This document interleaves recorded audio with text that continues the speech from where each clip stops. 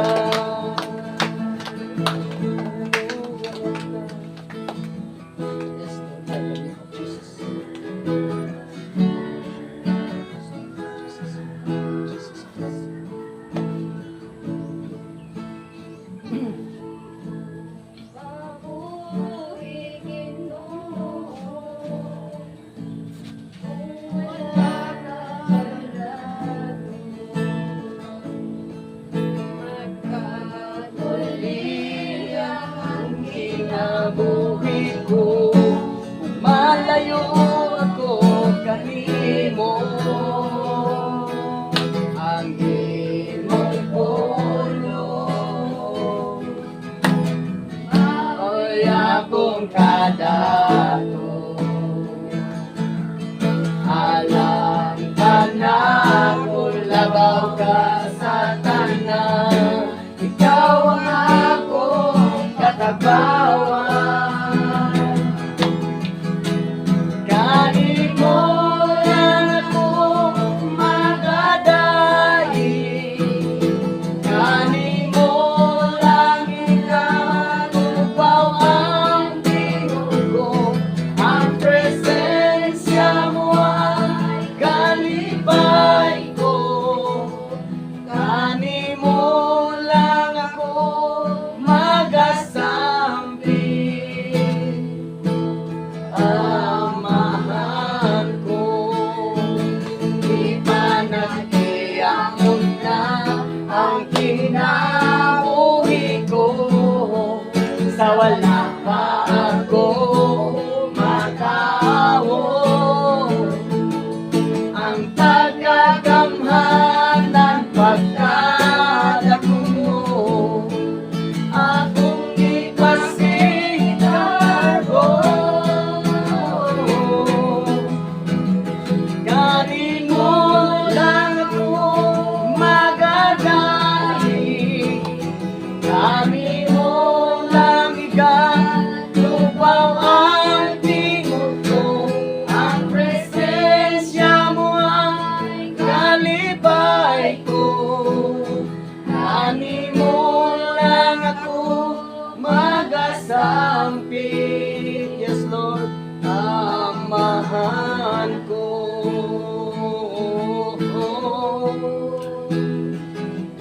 Kanimo lang ako magasampit. Yes, Lord Jesus, hallelujah. Amahan ko, hallelujah, Lord Jesus. Dalaygon ka, O Diyos. Dalaygon ka, O Diyos, hallelujah. Dalaygon ka.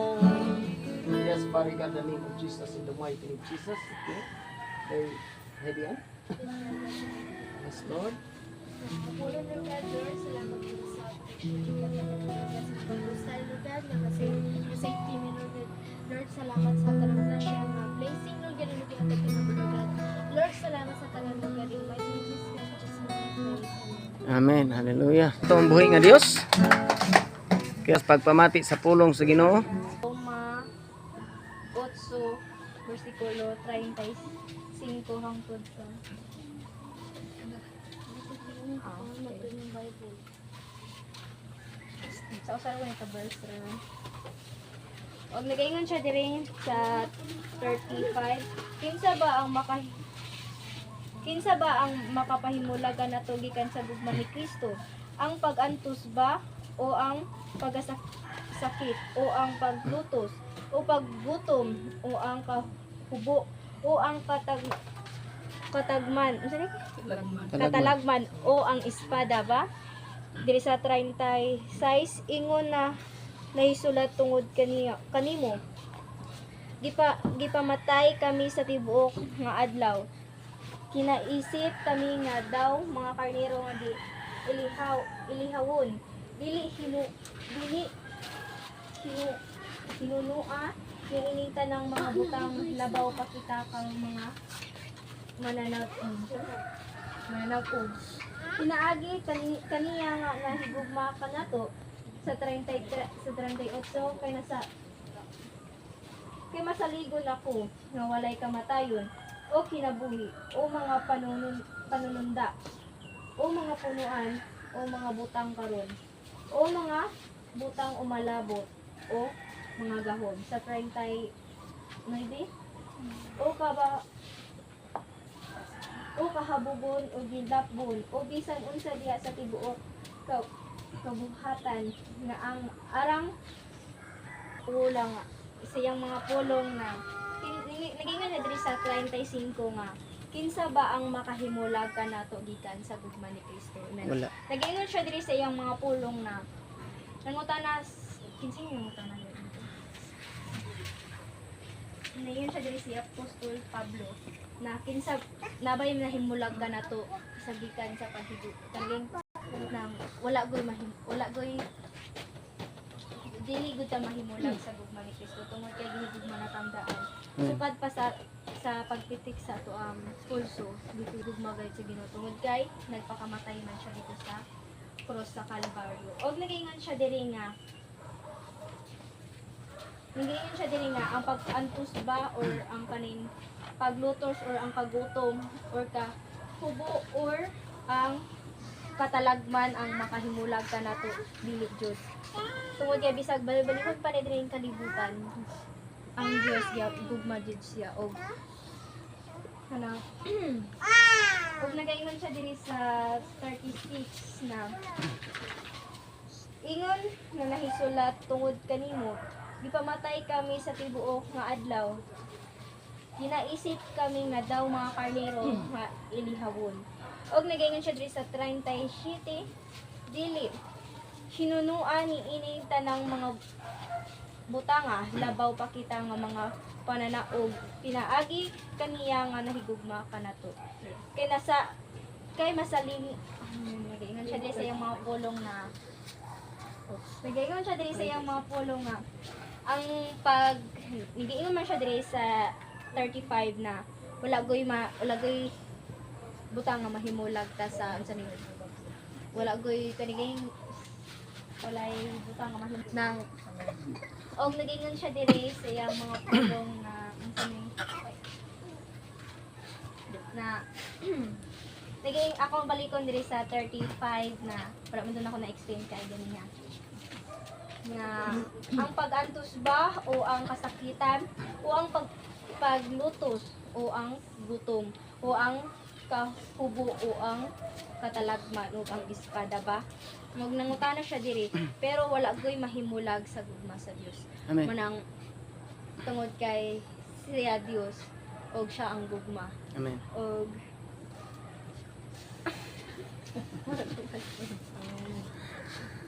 sa kalibutan. Pinaagi sa mga milagro nga gitugot nga buhaton niya tubangan sa unang mananap. O gisugo sa mananap ang tanang katawan sa kalibutan sa paghimig larawan aron pagpasidungog sa mananap nga nasamdan sa espada apan wala mamatay.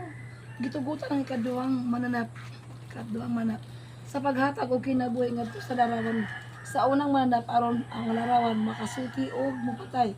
Sa tanan nga dili mo simba kaniya gipugos sa mananap nga mapatikan ang tanang tao inila og dili nila dato og kabus ulipon og dili ulipon diha sa tuon nilang kamot o agtang walay makapamalit o makapamaligya gawas niadtong may patik sa ngalan sa mananap o sa numero nga simbolo sa paungalan.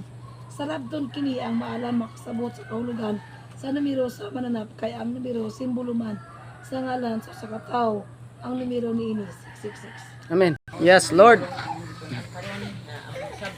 Yes, Father God.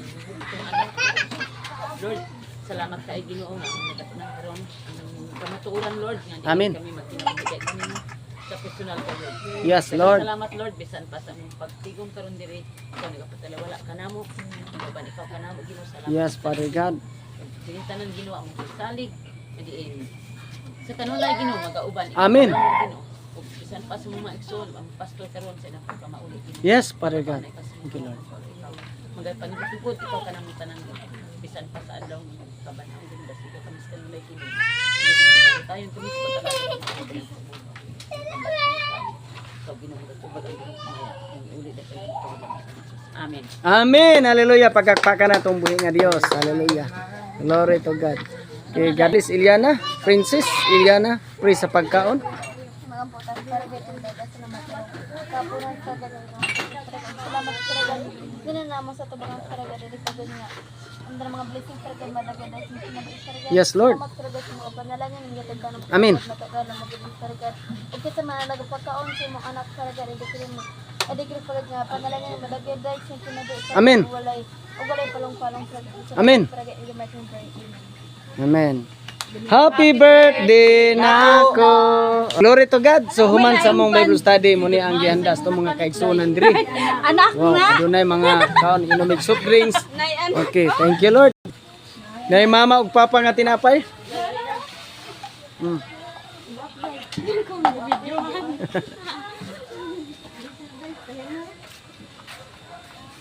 Oh. Ano ba mga pil gini sila? Ang talagang sa guba sa una. Okay, nila, sa tawa, rin,